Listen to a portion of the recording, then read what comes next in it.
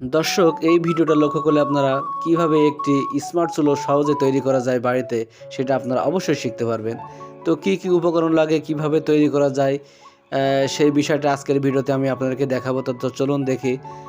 সিমেন্টের প্রলেপ দিয়ে একটি শেপ তৈরি করা হলো এবং ইট দিয়ে চারি সাইড দিয়ে কিন্তু সুন্দর করে গেঁথে 2টা পাইপও বসানো হয়েছে। মাশাআল্লাহ, দেখুন প্রায় শেপ তৈরি হয়ে গেছে চুলার, এবং চারি সাইড দিয়ে কিন্তু সুন্দর করে প্লাস্টার করে দেওয়া হচ্ছে। তো এভাবেই সহজে কিন্তু বাড়িতে কিন্তু সুন্দর করে কিন্তু স্মার্ট চুলা তৈরি করতে পারবেন। চলুন দেখা যাক সামনের দিকে আরও আসলে কি করা যায়। তো 2টা পাইপ বসানো হয়েছে, 2টা পাইপ এখানে আর কি ডিশ রাখা হবে জাল দেওয়ার জন্য, কড়াই অথবা পাতিল। তার জন্য ছোট ছোট ইটের টুকরা কিন্তু অবশ্যই দেওয়া হচ্ছে। তো চুলোটা প্রায় তৈরি হয়ে গেছে, স্মার্ট চুলো।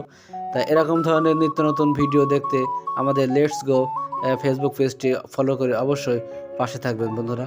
ধন্যবাদ।